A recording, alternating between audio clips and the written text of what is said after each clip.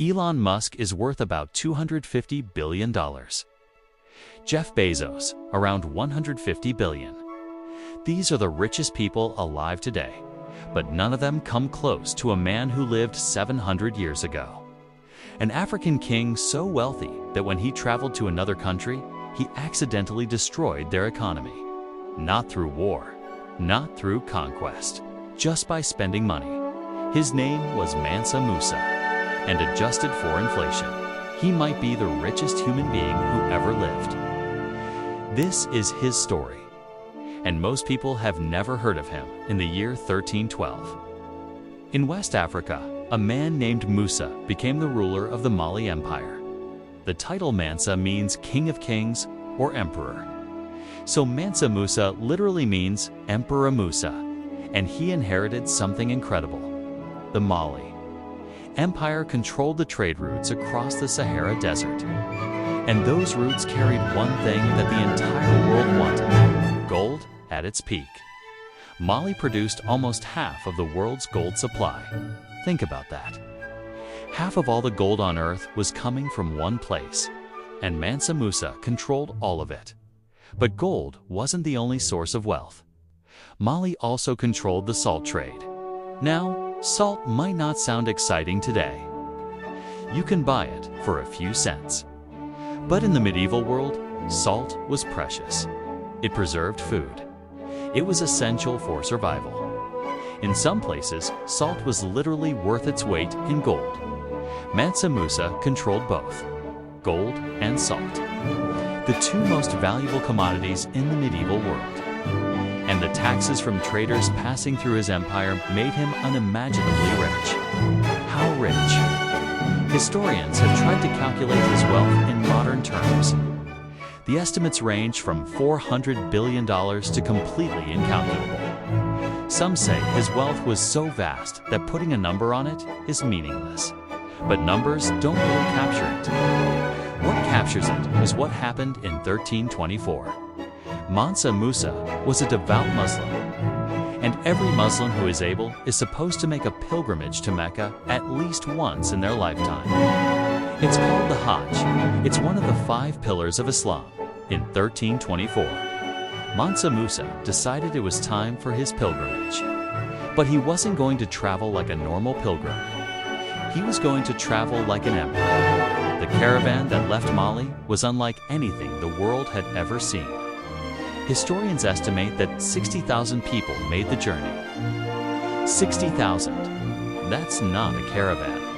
That's a small city on the move. At the front marched 500 slaves, each carrying a staff of pure gold weighing about 6 pounds. Behind them came thousands of soldiers, servants, and officials.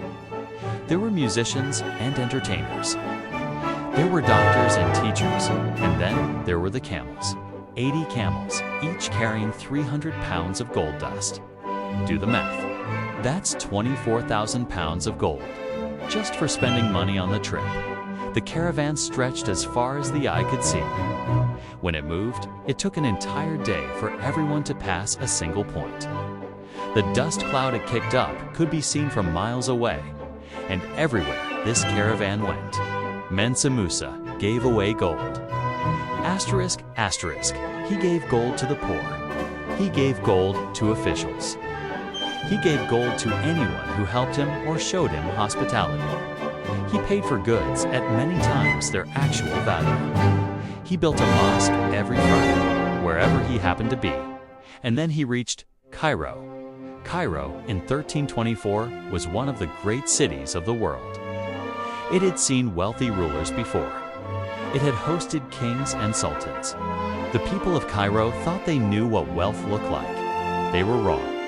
Mansa Musa spent 3 months in Cairo, and in those 3 months, he gave away so much gold that he crashed the Egyptian economy. The price of gold collapsed. It would take 12 years for the market to recover. 12 years, one man, 3 months, destroyed the economy. Not through war, just through generosity. The scholars of Cairo were stunned. They had never seen anything like it. They wrote about Mansa Musa for generations. One scholar wrote that he itch-looted Cairo with his benefactions and left no court official or holder of any office without a gift. Word spread across the Mediterranean world.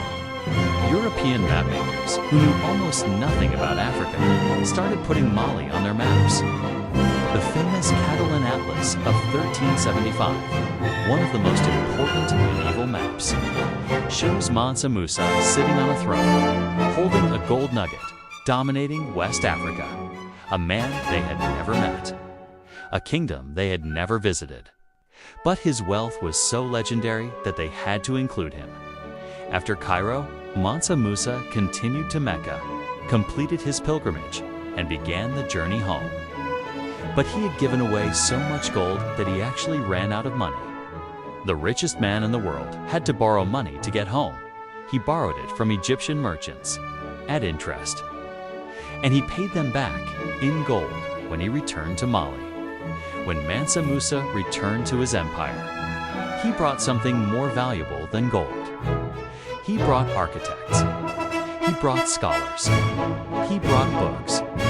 He brought ideas. He transformed the city of Timbuktu into one of the great centers of learning in the world. The university at Timbuktu attracted scholars from across Africa and the Middle East.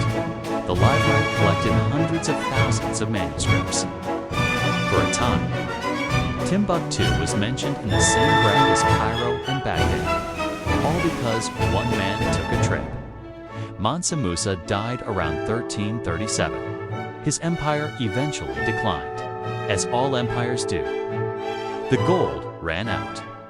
The trade routes shifted. By the time Europeans arrived on the African coast, Mali was a shadow of what it had been.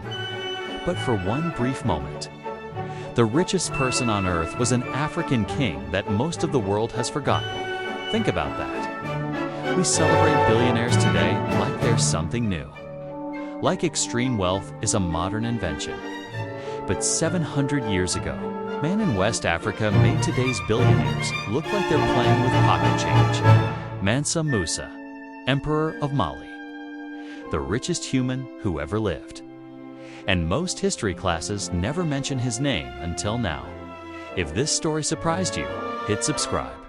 Because tomorrow, we're diving into one of history's greatest mysteries, Atlantis, the lost civilization. Plato wrote about it. Explorers have searched for it for 2,000 years. Was it real? Or was it just a story? The truth might surprise you. That's tomorrow.